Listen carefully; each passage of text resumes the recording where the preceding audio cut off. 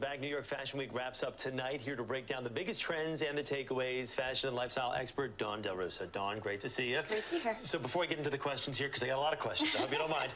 Thumbs up, thumbs down this year. What did you think? I'm struggling. I mean, I always love seeing, new things come down the runway.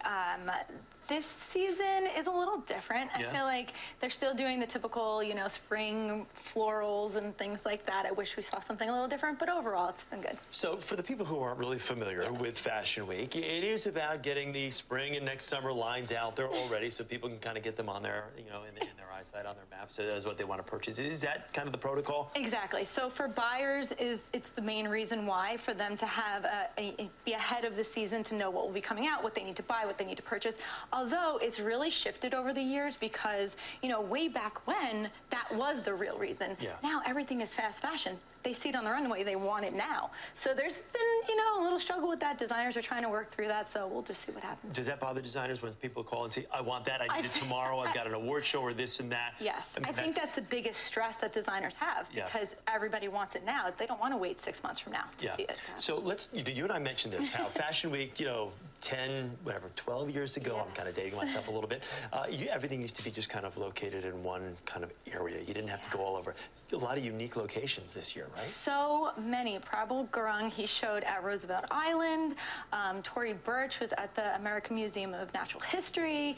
Ralph Lauren was at the Brooklyn Navy Yards. So they were all over. It makes it really difficult for stylists and buyers to get around the city and make it on time. Well, getting around the city to do anything is tough, especially like this when you've got all these people in town. You've got UN General Assembly, you got Fashion Week. It's like, come on. Always lands at the same time. Uber's like, yes, but everybody else is like, come on, it's kind of All right, so let's talk about the overall vibe for this season. What are like the big trends? What were the things that you saw that really kind of stood out? Very romantic, flowy, a lot of sheers. Almost every designer I saw, there were over 71 designers just showing at the main stages.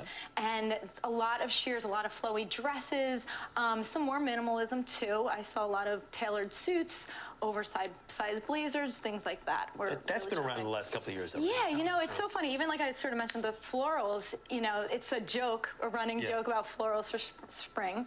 But we do see them. I mean, they keep continuing to come back. This season, a lot more brighter colors, which I like. I like that we're seeing. All right, let's talk about, you're talking about bright colors. Was there a popular bright color that you saw? Did you see a lot of fuchsia, a lot of green? What was it? Anything? Yes, honestly, green was one. Ralph Lauren showed these beautiful, bright green colors, satiny fabrics, purples, dripping in gold. A lot of gold, a lot of metallics on the runway, which is really nice to see. I think it becomes a neutral almost, so it's wearable by a lot of people, and you can kind of take it from the runway and wear it yourself. Everybody likes to live their life like it's golden, right? Exactly. As far as a style of dress that women should be on the lookout for, what is trending? I saw a lot of different.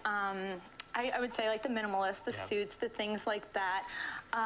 Dresses, getting a little more dressed up. People want that more feminine feel. They're going that way. Is that something you see like coming out of the pandemic when we were in sweatpants for 3 years? Is it like, let's start returning to that romanticism and sexiness and just kind of feeling good with what we're wearing, not necessarily, wearing for comfort. Right, exactly. And I think there's been this transition with that, because there are these flowy dresses and more dressed up in golds, but at the same time, they're sometimes pairing with sneakers with it, or a lower heel. The kitten heel is really popular right now. Still not a huge fan of men's suits with sneakers. I know a lot of guys try to do that. I just don't think they can pull it off. It just doesn't look like a good suit.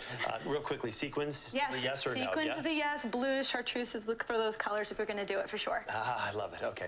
Dawn, thank you so much. Great to see you. I'm glad you enjoyed Fashion Week here in New York this week. As it wraps up, stay right with us. We'll be right back with much more here on CBS News New York.